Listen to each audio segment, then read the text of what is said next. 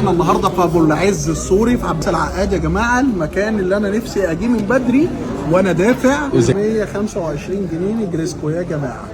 الله على من تحت، انزل تحت هون، انزل تحت هون. ايوه عايز تحت من ايوه تحت لفوق.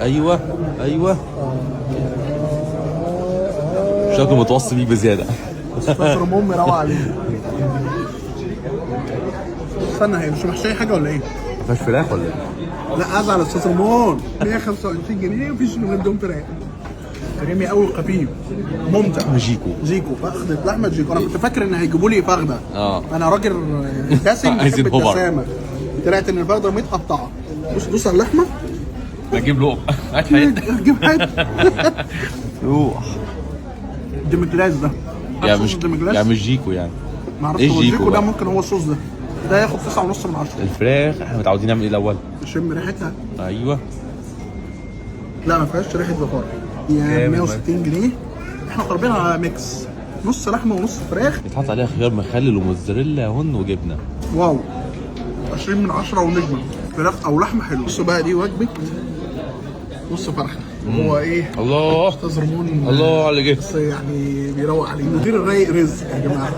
بص الراجل محور القمر. خش على البروست. خش على الجو. يا لهوي، دي فخدة اليسوع والله. الصدر عندهم محترم. دي فراخ كبيره. لو هنقيمه على الفرايد تشيكن ياخد 8 من 10. كبروست ياخد 9.5 من 10. الاكل ممتاز. نخش بقى هنا على الفخاره. يلا خد يا صاحبي الفخاره. الفخاره دي المدير هو اللي رشحها لنا. يا لهوي ياما. في بطاطس من تحت. لا انا عايز شوكه بقى. انا عايز شوكه. الراجل ده بكام؟ الراجل ده غالي. 215 والله ريقي جري. بص المنظر. بأمانة ريقي جري. يا لهوي انت بهدلته يا انا عايز شوكه. هات لي شوكه الله يبارك لك بقى. احنا شوكه ليك يا صديقي. لا انت الفيديو وتعالى نتغدى ونروح. انا مش قادر. احنا مش هنقيم، احنا هنروح. الله. بص في قلبك الله. مجرمه فظيعه. قيموا انت. هياخد كام؟ فظيعه.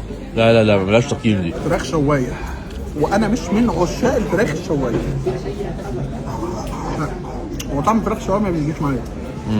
5 من 10 حلو قوي عليك. انت وقعتها جامد. ما فراخ شوايه. انا اسف. لا خد الطاجن ده فظيع. فتة شاورما. ايوه. فتة شاورما كام عشان الناس تبقى واخده بالها؟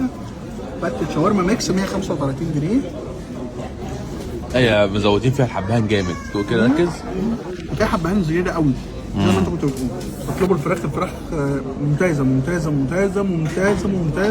سؤال جميله. بعد الوليمه دي كلها ايه الطبق اللي ترجع له؟ ده اللي هترجع له. وانت هتقفل الفيديو وتسيبنا نستمتع بالطبق الجميل ده. ابو العز السوري عباس العقاد، وهيفتح فرع جديد ان شاء الله.